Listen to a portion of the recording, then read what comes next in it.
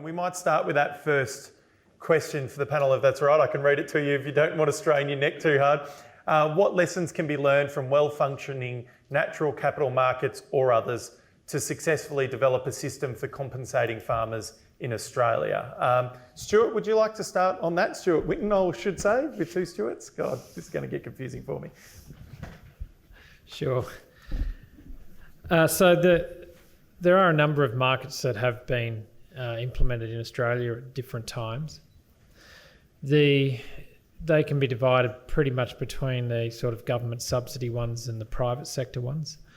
From the government ones, we've learnt quite a lot about how we might go about measuring biodiversity, and we've also learnt quite a lot about how we might design a methodology to help select cost effectively those plots or those farmers that are most likely to contribute the service we want. So the Environmental Stewardship Program and Bush Tender in Victoria contained a lot of early learnings from that. In particular, we learnt more about how to engage with landholders and how to measure biodiversity quickly and cheaply on site.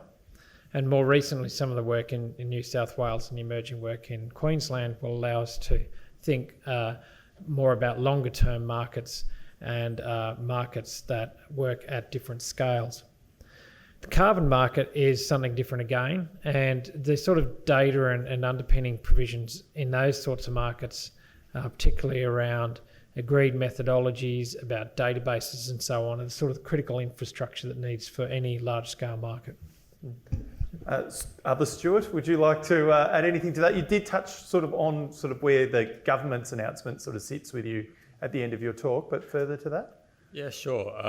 Look, I think the Lake Taupo water quality trading scheme in New Zealand is an interesting one, which I haven't investigated directly, but just reading the grey literature, that appears to be a good example of a water trading market that is simple enough to work reasonably effectively, and it's a bit like a cap and trade scheme, which means people have a licence that allows them to undertake certain activities, and if they wish to develop a new agricultural enterprise that's likely to increase nutrient runoff from their property, then they need to either replan that so they can do it in a way which minimises the runoff, or buy credits from somebody else. So that seems to work reasonably well. You contrast that with some of the big water quality trading schemes in the US, where they've looked at, say, they've determined that farmers can reduce nutrient runoff at much lower marginal cost than, say, municipal water treatment plants. So why not get the water treatment plants to pay the farmers? They've really struggled there because no one trusts each other. Everyone's got a budget. Yeah. The water treatment plants think they'd rather just spend more money rather than rely on other people and have to trust them over a long period. The farmers don't really sure that they trust the buyer. And there's issues with just the size of the catchment, whether what you do in one part of the catchment is actually equivalent to doing something somewhere else. So I think the Lake Taupo one, which is smaller, a bit more contained, a bit simpler, is interesting. Wendy? Just a comment here. There's a couple I've seen in the UK of water treatment using the catchment, paying farmers on the catchment to do the water treatment that apparently have worked quite well, because Sydney Water was actually looking at one of those to see whether it was worth adopting. My only other comment would be, I think the carbon market in Australia, the complexity, I think one of the underlying challenges with that is the complexity of that for a small individual operator farmer. It's really just far too complex for individuals to do. So you've had to have these carbon aggregators to get a reasonable size and do a lot of the pulling it all together and the data analysis and things before it's actually successful. So I think one of the real lessons is to, yes, find a way to make it work, but then try to find a way that makes it doable for smaller operators who just don't have the massive resources at their disposal to structure these. And Niels, I suppose coming to you just on that, and we heard about carbon markets. What have you done with the credits you've got for the last 2 years for your farming system? They're gone paying for the auditing. So the costs of actually doing it and testing, it's all Speaking gone. of markets, So we're not in front yet. But I see that the pressure's coming on from the banks. Like the banks in Europe are actually knocking loans back because the farmer's not operating his farming system sustainably. So they're really starting to look at that natural equity to be able to pay back their loan. And the things that I'm sort of hearing about is that satellite imagery calibrated from actual real testing, like what we're doing, and then applying that to the local soil type in the area. So, okay, they discounted ours 50% in the first year, you might get a 30% discount, and you can go under that system. So then once there's enough data around, they'll be able to do that. And I'm the CSIRO, they're doing a job on that out of Tassie that's looking really good. So they're actually, the more people that are doing it, the better it'll get that much cheaper because the data's simply to gather. We've got a question up here on the microphone. My name's David Blackmore. My question is to Stuart, number two speaker, I guess. And I'll start off by saying that my verbal skills far exceed my IT skills, so hence the microphone. I'll try and use the terminology you used in your last slide, where you talked about legislation and legislation in Australia for food production is very rigorous and probably the best in the world. And then you've got eco claims, I'll call them, from a lot of products that are on the market. These claims are purely that. So how much emphasis do you think the people that buy those products research and see how correct those claims are? You said that there's a fair premium ranging from 20 to 100% for those products. And should there be legislation for these eco claims? Okay, well, I'll leave aside the question about whether the claims made by various eco labels are credible in terms of their environmental or social impact. And you know, within Australia, one of the long-term requests actually from the organic industry is for more government oversight of organic standards. So within Australia, the Australian government regulates export organic standards, but they don't regulate domestic standards. So the only legislation you can really get into trouble over if you're selling things under an organic claim domestically is if you misrepresent your product. So if you say that it's been certified by one of the certification companies like ACO, and in fact it hasn't been, then under trade practices you might be in trouble.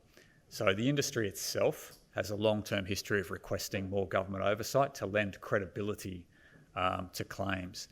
Now, but I think the more important part of your question is whether the consumer actually knows that level of detail. And I don't think the consumer does, and I don't think the vast majority of consumers want to know that level of detail. They certainly want to trust. So if they were hearing media stories repeatedly saying that a particular standard, whether it's organic, whether it's one of the more mainstream standards, is regularly subject to fraudulent activity, I'm sure trust in that and purchase of those products would decline. One of the reasons I think that organic has in many ways captured the public imagination as the representation of sustainability is that it manages to pull together a lot of the things that culturally and psychologically and emotionally are important to us about food. It's come in people's mind to say something about naturalness and about tradition and about care. Now, none of those things are documented in the standard. You know, the standard will say you need to avoid using certain production practices, you need to have particular management systems in place, and you need to undertake a certain amount of chemical residue testing. Right? Not all that different to the way other standards work. No, consumers don't want to know that. Most of them would give you a vague answer about chemicals, which is only a small part of the standard. And I don't think that's likely to change anytime soon. And I think for any other standard to be successful, it needs to be plugging into that cultural and emotional aspect of particularly food consumption. But you know, around fibre, where animal welfare is concerned, obviously those sorts of things come into play as well. People need to feel good. People need to feel good. They need to feel that it connects with their sense of family tradition, caring for themselves and their family, and that's why the biggest purchasers of food that are labelled in some way are people who buy food for others. It's part of care. Following on from that, actually, this is also a question about the government. This next question is, what do you see as the role for federal government in promoting practices that build our natural capital? And this is really the hot topic, given the announcements here so far. Who would like to go first on that one? Well, I think Go for it. I didn't actually hear the announcement, I'm afraid, but I think the federal government can play a few roles. I think one of them is information. I think governments generally can play a very valuable role in providing information to people that's correct, or ensuring that information is provided to people. You know, funding research agencies like SIRA and so on, to make sure there is correct information available. Also, I think the government can assist in terms of facilitating the establishment of metrics. It doesn't mean the government has to do it, but it's facilitating that it's set up and that the data is held properly, all those sorts of things. I think they're valuable roles for government. I also think government can fund the development of pilots and things like that, testing these things, and you would hope that markets would take over a lot of this, but I think governments can play a role in getting some of this going, and maybe even setting up markets to start with and see how they operate, but run some pilots. And I think there is a role, and it would be really good, but un-Australian if we only didn't have a completely different approach in every state, which... And then we can come together and argue about it, a national approach later. Right. We'll move down. Stuart, do you have anything to add to that about the role of government in promoting practices for natural capital? Far be it from a scientist to make too much comment here. However, I think Wendy's right on the money. It's those public good areas where government can provide the glue and the information that allows markets to facilitate to actually take place. I would, however, sound a small bit of concern around too much in the way of seeking to pilot markets that are hoped to take off later. There's been a long history of that in terms of industry assistance, and the success rate has been very low. So we'd want to be pretty confident before we funded large-scale pilots that we expected to translate into the private sector, unless we had a very good pathway map for that was felt to be successful. Stuart? Well, I'm less constrained about what I can and can't say about Commonwealth policy, since we're established under state policy. Look, I think a good start would be a more collaborative relationship with the states. One thing that keeps coming up in keynote presentations here is the importance of bringing Northern Australia into the fold, and that's not going to happen through simplistic arguments over who's right and wrong over water management and regulations around dam construction. Niels, anything to add? The main thing I see is that, so many different ideas getting thrown around, and simplifying the spending of the government money.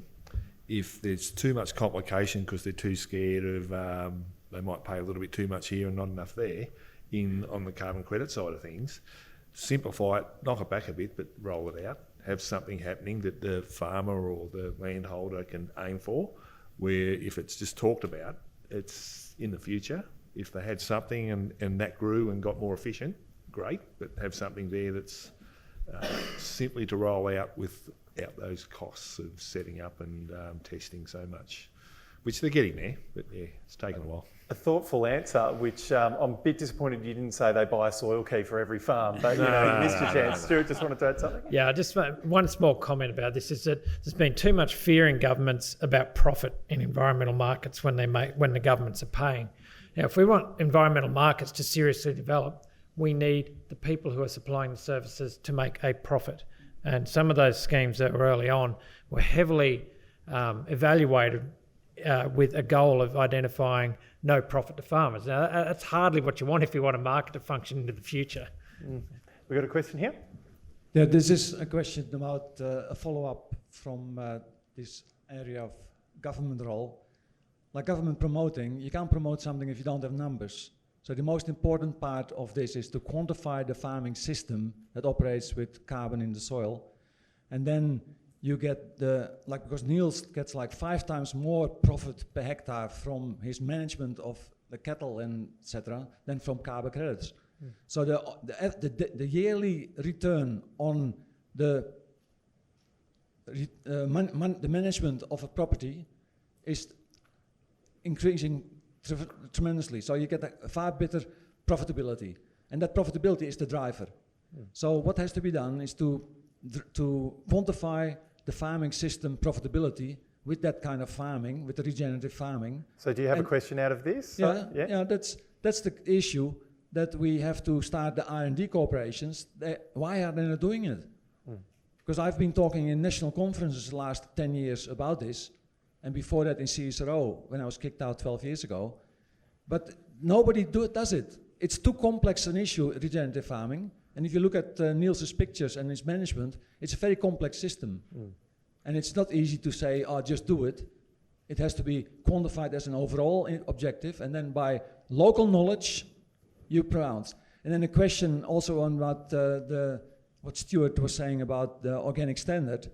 Like the organic standard was always not based on inputs. But now there's a big move in the United States of a certified regenerative organic credit. And that regenerative is on outputs. So the biodiversity, the soil condition, the quality of the product, etc. So then we are moving really to what the consumer wants. Don't make me go Q&A on you and say, well, I'll take that as a comment. But is there something you would like to hear from one of our people? My question is, and like Wendy and Stuart 1 would be the answers. Like in the CSRO, nobody's doing that. So you want more numbers. Is there a comment on that? Do you know about quantification?